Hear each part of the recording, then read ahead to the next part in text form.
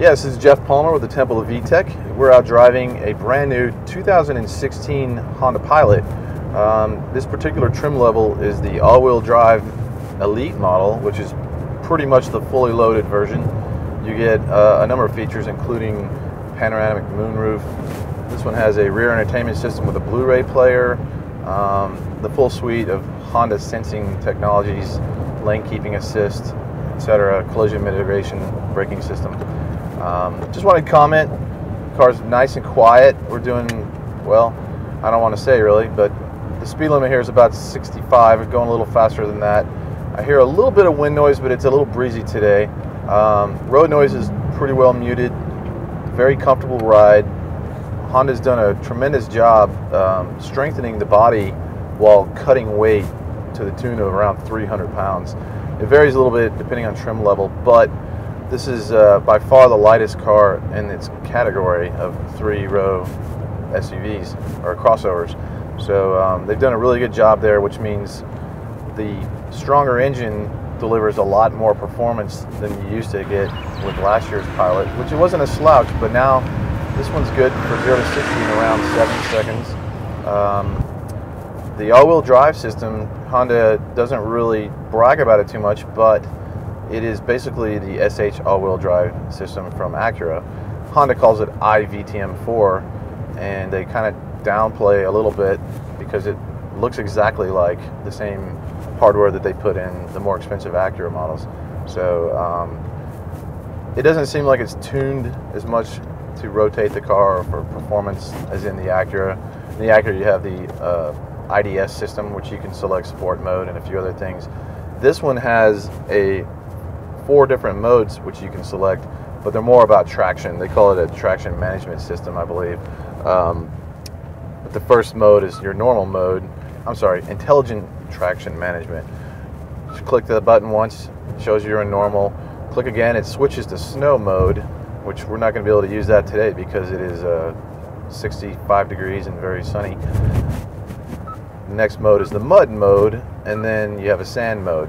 And basically what it does is recalibrates the throttle, the all-wheel drive system for varying traction conditions to help enable you or prevent you from getting stuck or stranded.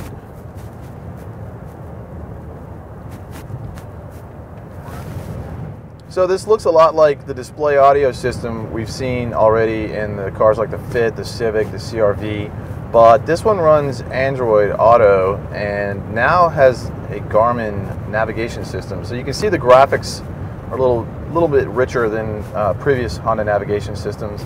I believe there's a 3D viewing mode, like if you're in a city it'll actually throw buildings up there so you can kind of navigate by sight and see the buildings that are as they pass by. It has your typical traffic integration system. It'll reroute you around traffic tangles and those kind of things.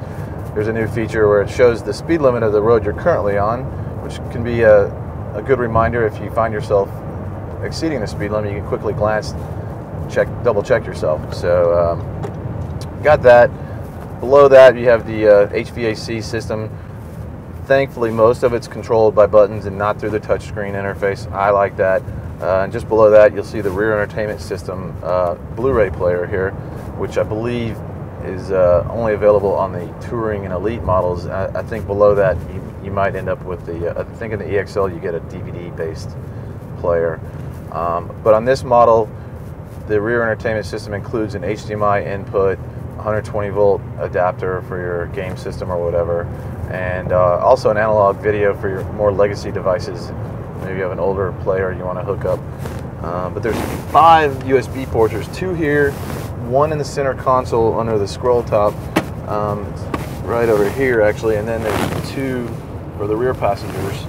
And the 4 outboard USB ports are all good for up to 2.5. I take that back. There are 4 that are 2.5 amps, and 1 on the dash here is a 1.5. You can see there's a 2.5, but if you need to charge and use an iPad, the 2.5 is what you want. So there are 4 of those in this trim level.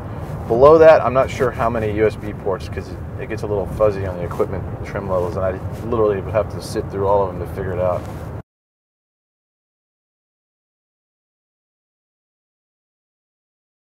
5 trim levels in the 2016 Pilot, and the first 3 get a new 6-speed automatic.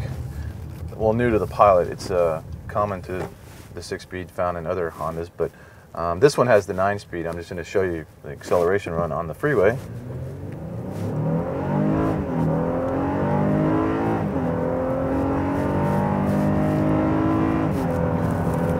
You hear the direct injection 280 horsepower V6. Sounds pretty good. I think we're up to 6th or 7th gear now. Now we're in 7th. But it has pretty good acceleration, delivers pretty good fuel economy if you take it easy. If you drive it like that, you're not going to get very good fuel economy. But if you take it easy, it's got plenty of everyday acceleration. Delivers. We saw mid and upper 20s on our drive route to the speedway this morning, so a moderate driver should easily reach those kind of numbers.